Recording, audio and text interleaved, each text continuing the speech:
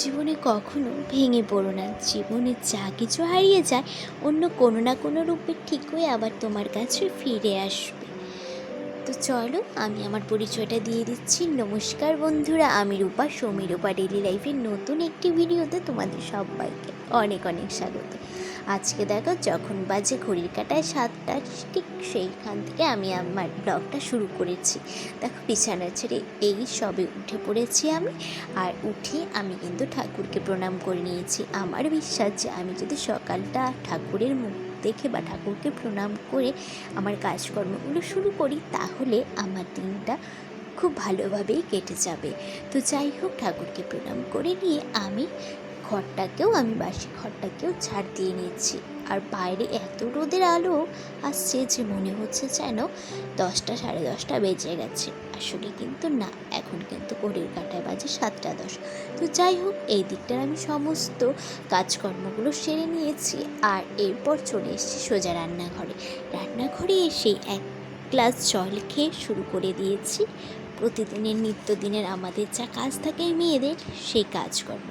তো 9:30টার মধ্যে ভাত রান্না আমাদের বাড়িতে হয়েই যায়, কারণ 9:30টার মধ্যে সবাই কাজে বেরিয়ে যায়।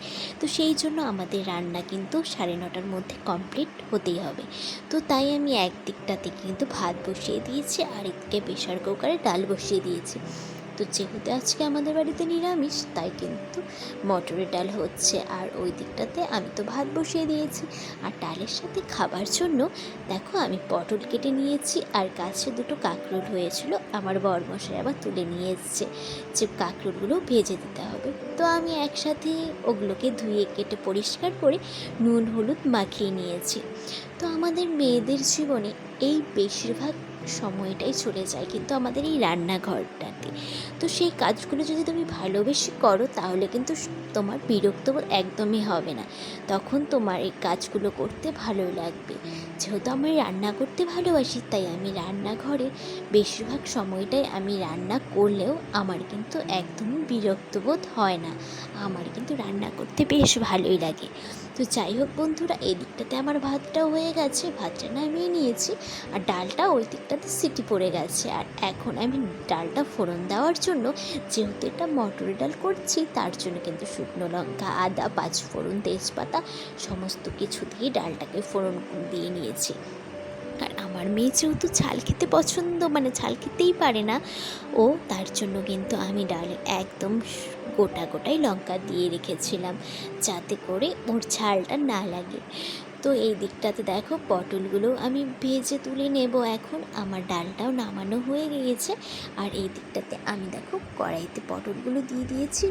পটলগুলো কিন্তু আমার এখানে ভাজা প্রায় হওয়ার মধ্যেই চলে এসছে। তো এই পর্যায়ে আমি তোমাদেরকে বলে রাখছি, যে সকল বন্ধুরা আমার সেই শুরু থেকে আমার ভিডিওগুলো দেখছো, তাদের সবাইকে অনেক অনেক ভালোবাসা। আর যারা আজকে আমার এই ভিডিওটি প্রথমবার দেখছো, তোমাদের যদি আমার এই ভিডিওটি ভালো লাগে, আমার এই ছোট্ট পরিবারের একজন মিষ্টি সদস্য হয়ে কিন্তু থেকে যেতেই পারো। এদিকটাতে আমি কালকে কিছু ধনে আমি ধুয়ে শুকোতে দিয়েছিলাম, যেহেতু বৃষ্টি হয়েছিল, এরপর আর রোদ ওঠেনি সেইভাবে না, ধনেগুলো শুকোয়নি। তার জন্য আজকে কিছুটা রোদে দিয়ে যখন শুকিয়ে গেছে আমি কৌটোতে ভরে নিয়েছি। আর গাছের একটা ডালকে মানে তুলে নিয়ে এসছে তেজপাতার, আমাদের তেজপাতা গাছ আছে সেখান থেকে। তো সেই তেজপাতাগুলোকে আমি ধুয়ে পরিষ্কার করে রোদে শুকোতে দিয়েছিলাম। 2-3 দিন আগে শুকোতে দিয়েছি, এখন পুরোটাই শুকিয়ে গেছে। আর এগুলোকেও আমি কিন্তু খুব যত্ন করে কৌটোতে ভরে রাখছি, যাতে করে রান্নার সময় আমাকে আর ছুটে ছুটে গাছের ওখানে দৌড়তে না হয়, সহজেই যেন আমি হাতের কাছে পেয়ে যাই সেই জন্য। আর এখন দেখো এই যে কৌটোগুলো আমি এখানে রাখি, সেই জায়গাটাতে প্রচুর ইঁদুরের উৎপাত হয়েছে, তাই সেই জায়গাটাকে পরিষ্কার করে আমি এই কৌটোগুলোকে আবার গুছিয়ে রাখছি। প্রত্যেক দিন যদি এই জিনিসগুলো একটু নাড়াচাড়া করা যায়, তাহলে কিন্তু এখানে সেই ইঁদুরগুলো আর উৎপাত করতে আসবে না, বলতে পারো তারা কিন্তু এখানে ভয়েই আর আসবে না। তো বন্ধুরা দেখো, এই কৌটোগুলো আমি এখানে গুছিয়ে গুছিয়ে রাখছি। আর আমাদের এই কাজগুলোকে নিয়েই তো কিছু বেশ সময় মানে চলে যায়।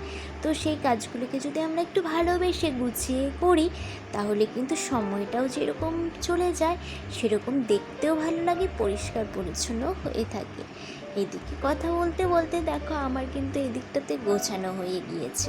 এরপর চলে এসেছি সোজা ঘরে, কারণ ঘরটাকেও তো পরিষ্কার করে রাখতে হবে। যেখানে আমি থাকবো সেই ঘরটাকে যদি আমি পরিষ্কার করে না রাখি, তাহলে সেখানে রান্নাঘরের ওই চুচুগুলো আছে না, সেগুলো এসে কিন্তু এখানে হামলা বসাবে। তো যাই হোক, আমি কিন্তু এটা মজা করে বলেছি তোমাদের সাথে বন্ধুরা। তো চলো দেখো, আমি রান্নাঘরে যাওয়ার পর আমি আর ঘরেই ঢুকতে পারিনি। তো যতটুকু যা গুছিয়ে গেছিলাম সেরকমই পড়ে আছে। তো ভাবলাম ঘরটাকে একটু গুছিয়ে নিই, কারণ রান্না যেহেতু সকালের কমপ্লিট হয়ে গিয়েছে, তো এই দিকটাতে আমি অনেকটাই ফ্রি আছি, এই দিকের কাজগুলো একটু এগিয়ে নিই। তো ঘরে এসেই দেখো বিছানাটাকে আমি গুছিয়ে পরিষ্কার করে নিয়েছি, আর এখন আমি গুছিয়ে নিচ্ছি আলনাটা। এখানে গতকাল রাতে যে ভিজে জামা কাপড়গুলো ছিল সেগুলোই রশিতে টানানো ছিল, মেলা ছিল আর কি। তো এরপর যখন মানে রাতে এত জোরে ফ্যান চলে, যে ফ্যানের হাওয়াতে সেই ভিজে জামা কাপড়গুলো কিন্তু শুকিয়ে যায়, সেগুলোকে আর সকালে উঠে বাইরে নাড়ার প্রয়োজন হয় না। তো সেই যে কাপড়গুলো শুকিয়েছে সেই কাপড়গুলোকে আমি এক এক করে গুছিয়ে ভাঁজ করে আলনাতে তুলে রাখছি। তো যখন সেটার প্রয়োজন হবে সে আলনার থেকে নামিয়ে নেওয়া যাবে। আর একটু যদি ঘরটাকে গুছিয়ে রাখা যায়, ঘরটাও কিন্তু দেখতে ভালো লাগে আর পরিষ্কার পরিচ্ছন্নও কিন্তু থাকে। তো আমি যতবারই এই ঘরটা গুছিয়ে যাই না কেন, আমার একটা ছোট্ট মেয়ে আছে, সে এসে কিন্তু আগে যেরকম ছিল সেই রকম অগোছালো করে রাখবে। আমি যতবার বিছানাটাকে গুছিয়ে যাই, কিছুক্ষণ পর এসে দেখবো ঘরে যেন একদম কে এসে উলট পালট করে দিয়েছে। সে আর কেউ নয়, আমার এই ছোট্ট মেয়েটি। আমার এই ছোট্ট মেয়েটি ভীষণ দুষ্ট। ওকে যখনই একা রাখা যায় ঘরে, তখনই দেখবো কিছু না কিছু একটা অকাজ করে রেখেছে। হয়তো ঘরে জল ফেলে রাখবে, নয়তো বিছানাতে সব কিছু এদিক ওদিক করে রাখবে।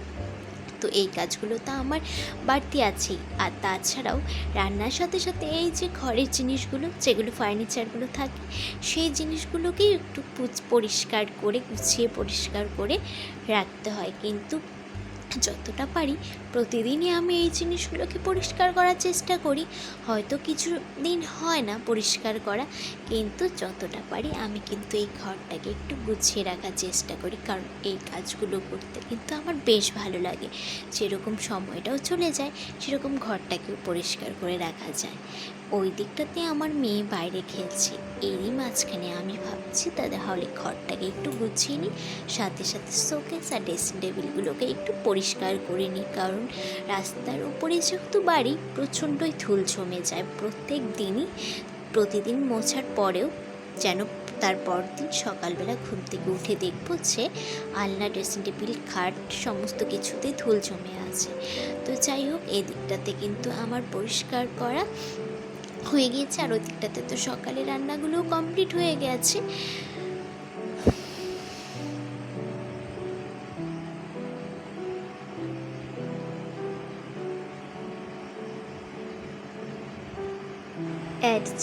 অ্যাডজাস্ট করার কথাটা ছোট হলেও তার গুরুত্ব কিন্তু অনেক বেশি। এই অ্যাডজাস্ট করে শ্বশুরবাড়িতে সবাইকে নিয়ে থাকার যে শান্তি, সেই শান্তিটা কিন্তু একা থাকলে সে শান্তিটা পাওয়া যায় না। তো এই একটু অ্যাডজাস্ট করে যদি চলা যায়, তাহলে শ্বশুরবাড়ির সবাইকে নিয়ে শান্তিতে কিন্তু থাকা যায়। সেই থাকার মধ্যে অনেক শান্তি খুঁজে পাওয়া যায়। দেখো, অনেক কথা বলে ফেলছি তোমাদের সাথে। হ্যাঁ, গল্প করার জন্যই তো এই ভিডিওগুলো করি, যাতে তোমাদের সাথে সমস্তটাই আমি আমার মনের কথা শেয়ার করতে পারি। তো সেই গল্প করতে করতে দেখো আমার কিন্তু ঘরের প্রায় অনেক কাজই শেষ হয়ে গিয়েছে। আর এই দিকটাতে দেখো বাকি ছিল এই তো মেয়ে জামা কাপড়গুলো যে রাখি টলিতে একটু গুছিয়ে রাখা। সে গুছিয়ে আমি যাই রাখি না কেন, কিছুক্ষণ পরে সে দেখবো চেকে সেই আগের মতো হয়ে আছে। তবুও গুছিয়ে না রাখলে দেখতে একদমই ভালো লাগে না, আর আমার ভালো লাগে না। তাই কিন্তু আমি প্রত্যেক দিনই এই কাজগুলো আমি করে নিই। তো চলো বন্ধুরা, অনেক কথা বলার পর একদম ফিরে এসেছি সেই সন্ধেবেলায় দেখো শাশুড়ি মায়ের জন্য চা বসিয়ে দিয়েছি, আর মেয়ের জন্য একটু দুধ গরম করে নিচ্ছি, কারণ মেয়েকেও একটু হরলিক্স দুধ দিয়ে দেবো। কিন্তু এরপর আবার মেয়ে বলছে যে ও হরলিক্স দুধ খাবে না, কাঁঠাল খাবে। সেই দুধটা গরম করার পর রেখে দিয়েছি, যদি খায় তো খাবে। তারপর কিন্তু ওকে একটা কাঁঠাল ভেঙে দিয়েছি। তো বন্ধুরা, আজকের মতো ভিডিওটা কিন্তু আমি এখানেই শেষ করব। পরবর্তী ভিডিও চলে আসবে অন্য কোনো দিন, অন্য আরও নতুন কিছু নিয়ে। তো ততক্ষণ পর্যন্ত তোমরা সবাই ভালো থাকবে, সুস্থ থাকবে, সাবধানে থাকবে, নিজের খেয়াল রাখবে। তো আজকের মতো ভিডিওটা আমি এখানেই শেষ করব। তোমরা সবাই ভালো থাকবে, সুস্থ থাকবে। Tata, bye bye. দেখা হবে নতুন কোনো ভিডিওতে, নতুন কোনো অন্য কোনো গল্পের সাথে। তো চলো, টাটা, বাই বাই।